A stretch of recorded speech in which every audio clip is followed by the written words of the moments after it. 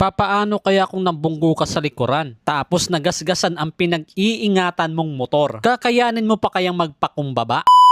Yan nga ang nangyari nung binabaybay ko itong C5 extension. Dito nga yan mismo sa harap ng intersection. Habang pababa ako ng tulay, medyo nagbi-build up na yung traffic. Tapos may naririnig akong wangwang ng ambulansya. At maya-maya nga may kumalabog na sa unahan. At nangyari na nga ang hindi inaasahan.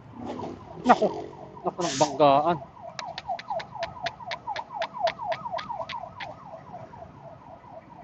Dahil nga dito bumaba ang angkas ng isang nakamotor at sinilip kung gaano kalaki ang damage. Hindi ko nga na-videohan ang buong pangyayari. Pero sa aking pananaw, eto ang nangyari. Nakago na siguro itong linya namin. Sa madaling salita, ang lahat ng sasakyan dito ay naghahanda na. Kaso nga may biglang sumulpot na ambulansya. Kaya ito ang dahilan kung bakit huminto yung isang motor na sa bandang unahan. At dito nga siya nabangga ng nasa likuran. Gasgas nga ang inaabot sa unahang nakamotor. Imbis na magalit, ito nga ang kanyang ginawa.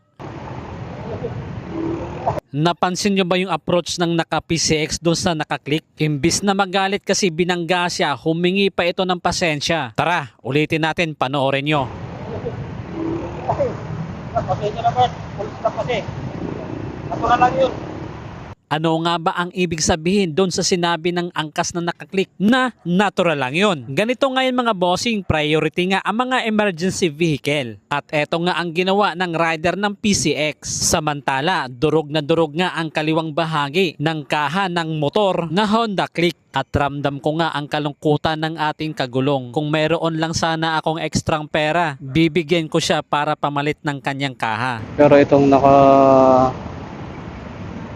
PCX, saludo.